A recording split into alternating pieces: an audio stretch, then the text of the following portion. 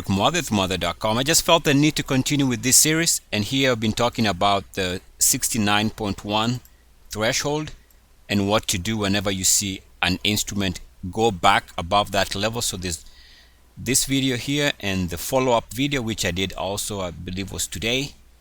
I just felt the need to add on to this because there's also the exact opposite argument. So check out this video too, where I go into details about this 69.1 phenomena. So let's take a look at another example here of how you can use the exact opposite. What I'm talking about here is the exact opposite of 69.1, which happens to be 30.9. Now you might see that if you add the two of them, you get 100.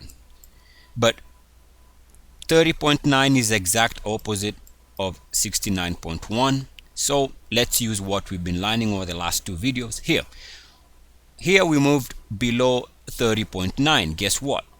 Stock drops. Take a look at what happens here when we revisit the level below 30.9 again, which is somewhere here. We go on to record fresh lows. And also you see that we go back again below 30.9 during this month. We go again to record the current drop. So it's the exact opposite. In fact, you can flip this chart and it's the same interpretation. In other words, you want to avoid, sell, or sell short instruments that are moving back below 30.9. Now this is a 3-year monthly chart. Okay, now this also happens on other time frames, and I'll show you an example here. Take a look at VRX. Here we have the stock dropping below 30.9 on the weekly chart. Okay, so remember, it happens on all time frames that you are trading. Now this is here, let's call it in the 140s, 150s level.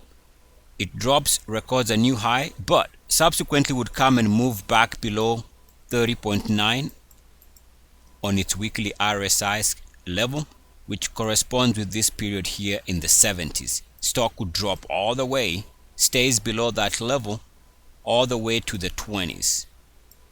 And recently, over the last, let's call it 2 months or so, it has dropped back below 30.9 on its weekly RSI, which might explain why it has been drifting lower, now trading in the mid-teens.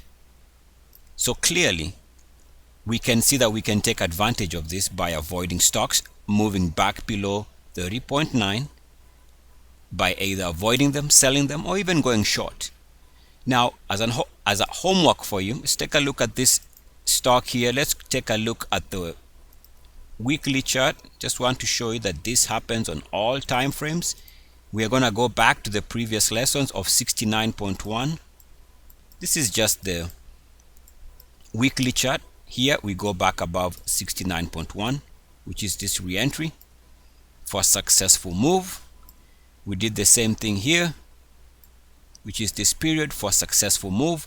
In other words, you can go check this for yourselves. You will see that what we are learning here, interchanging between 69.1 and 30.9, can help you decide whether to take advantage of momentum either to the upside or momentum to the downside.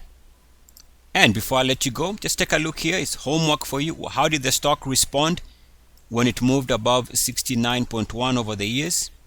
Take a look at all these periods. There's a lot to learn from this, but I'll let you take a look at this for yourselves so you can crystallize this idea in your own mind. Eric Muathe with Muathe.com. As always, good luck, peace, and blessings. E-A-C-S. Woo! And the market closes. I am out. Mwah. Make sure it works. Make sure it works before you record. Ay, ay, ay, ay.